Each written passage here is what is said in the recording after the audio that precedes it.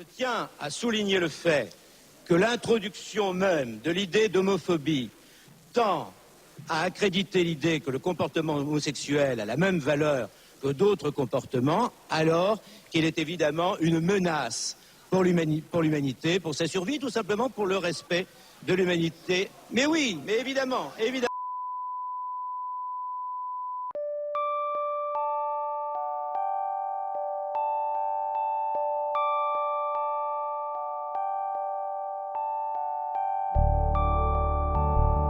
Alors c'est à vous tous, fiottes, égoïstes et dégénérés, de foutre le camp en banlieue. Vous n'aurez pas le dernier mot dans ce quartier, nous vous le garantissons, et c'est tant mieux.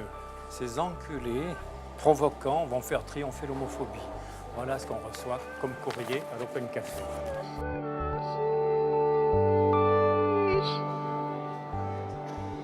L'homophobie, c'est une discrimination.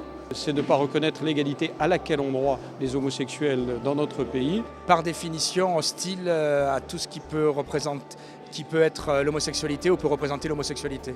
Écoutez, c'est une forme de racisme, voilà. On a l'impression qu'on est marginalisé, on a l'impression que le gay, il est... plutôt, on nous considère comme des gens qui ne pensent qu'au sexe, qu'on n'est pas en capacité d'avoir une famille, pourquoi pas d'éduquer des enfants.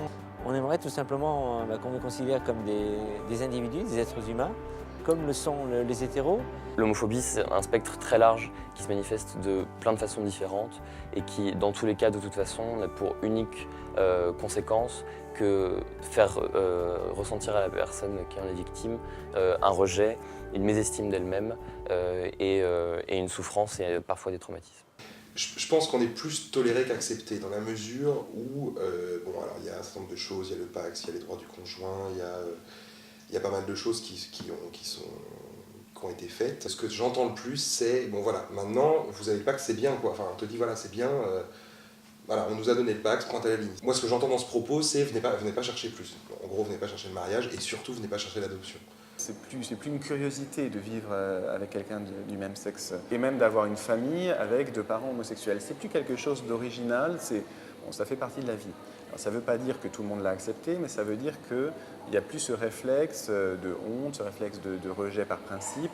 La majorité est passée du côté de ceux qui acceptent. Wake up, so tired and feel slow, and spit it up then. You have a chance, you have a way to play the dream. C'est beaucoup plus insidieux maintenant, les gens sous prétexte de bruit, de nuisance. En réalité c'est l'homophobie parce que ce sont toujours les deux établissements ici dans le quartier, le Cox et l'Open, qui sont visés. C'est vrai que c'est devenu un délit, les gens font attention, mais avant c'était sûr, il y a des voitures qui passent quelquefois là et puis qui gueulent enculés et puis qui partent à toute vitesse. Vous avez déjà été vandalisé Là, depuis quelques années, non, mais au début, oui, quelques tags, mais bon, rien de méchant. Les gens sont lâches. Ils n'osent peut-être pas trop me le dire en face, parce que je suis une mauvaise, comme ils disent. La société française, il y a 10 ans, a fait un grand pas en avant. Il peut toujours y avoir des phénomènes de régression, mais voilà, je pense qu'il s'est passé quelque chose d'essentiel. Je crois qu'il y a eu une vraie étape de passé avec le Pacs. C'est-à-dire, il y a 10 ans, le débat public a été très important. Ça a vraiment fait bouger les choses et fait bouger les esprits. Depuis le Pacs, mais plutôt c'est un long mouvement depuis le début, le milieu des années 80, il y a, oui, une baisse de l'homophobie, une reconnaissance du fait que ce n'est plus une maladie mentale, c'est un mode de vie normal pour beaucoup de gens. Vous êtes complètement digéré par cette société. Donc l'homosexualité aujourd'hui n'est plus un sujet, l'homophobie l'est encore, elle est sournoise, elle est violente parfois, je pense notamment à ce que subissent certains homos dans les cités. Tout fonctionne dans le non-dit. On sait, mais il ne faut pas que ça se sache, il ne faut pas le dire, il faut vivre caché, vivre avec une double identité. Et pour moi, c'était tellement dur et difficile que à 45 ans, j'ai estimé que j'en avais tellement marre que j'avais besoin d'écrire et de passer un message en fait.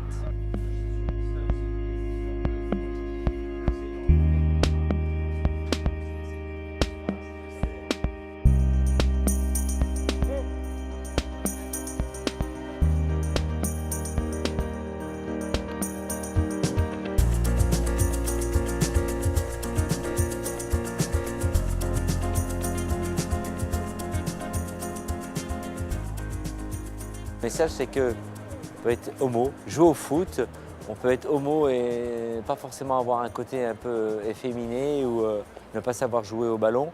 Et le foot aujourd'hui n'appartient pas qu'aux machos en fait.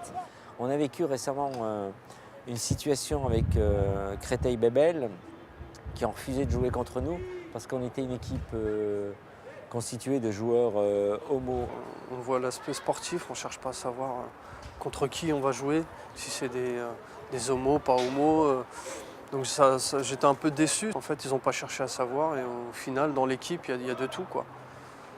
Il y a des gens d'origine musulmane, il y a des gays, il y a des hétéros. Donc alors, qui est vraiment raciste? C'est le Paris Foot Gay ou c'est Créteil-Bébel qui souhaite rester entre eux? Quand les gens entendent homo, gay, PD, je sais pas quoi, ils pensent avant tout à la sexualité. Ils pensent au trou du cul. Et forcément, tant que l'inconscient collectif sera là-dessus, là, quand on est à ce niveau-là de débat, tu peux pas aller beaucoup plus loin, quoi. Autant s'arrêter. C'est le noir feignant, l'arabe voleur et le chinois, je sais pas quoi, qui reprise des fringues, je sais pas quoi. Enfin, tu vois, ça vaut tous les clichés débiles qu'on a, quoi. Ce que les personnes gays et lesbiennes entendent par le refus de leur donner, le refus de l'adoption ou du mariage, c'est de dire que leur sexualité est moins bonne et moins bien que l'hétérosexualité. Et ça, c'est le message qui est renvoyé en permanence. C'est-à-dire que l'homosexuel est toujours, dans la fiction par exemple, ou dans les émissions, est toujours le personnage à part. L'homosexualité devient constitutive de son identité. Vous faites avancer les mentalités en montrant l'exemple. Et donc je pense que ce que doit faire la classe politique, c'est montrer l'exemple. Qu'est-ce que ça veut dire l'homophobie? Aimer les hommes, ça veut dire quoi? J'en sais rien. J'ai même pas regardé, je n'ai pas eu le temps de regarder dans le dictionnaire, vous voyez? S'il y a une égalité parfaite de droits et de devoirs sur des questions comme par exemple le couple, l'adoption, des choses comme ça, c'est beaucoup plus difficile derrière à remettre en cause et c'est beaucoup plus difficile après d'être homophobe de façon ouverte et affirmée, même si ça n'empêche personne de l'être. Et on pense qu'à partir de là, ça permettra de faire évoluer les mentalités en se disant que non, du coup, l'homosexualité, c'est pas inférieur à l'hétérosexualité. Ça n'a pas à être différent, on n'a pas à faire de distinction. On n'a pas à séparer les choses de cette façon-là et à opposer l'une par rapport à l'autre. En France, quand même, le prochain combat sur le mariage va être un vrai déclic, un vrai pas dans les mentalités. Et pourtant, en raison de la majorité politique en place, on ne peut pas y aller. Ce retard-là, ça commence à faire une tension telle que ça provoquera une libération le jour où il sera enfin possible de se marier avec un homme ou avec une femme selon son choix. Et ça déclenchera quelque chose dans la société. On est homosexuel parce qu'on est homosexuel. On ne va pas faire non plus de prosélytisme à outrance ou de machin sur ce sujet, c'est débile. SOS Homophobie ne devrait pas exister. SOS Homophobie, on est là pour combler un manque, des lacunes. On aimerait que les personnes entendent que le fait d'être homosexuel, ce n'est pas une tare, ce n'est pas une maladie, ce n'est pas un vice. Ce que j'aimerais, c'est qu'on nous foute la paix.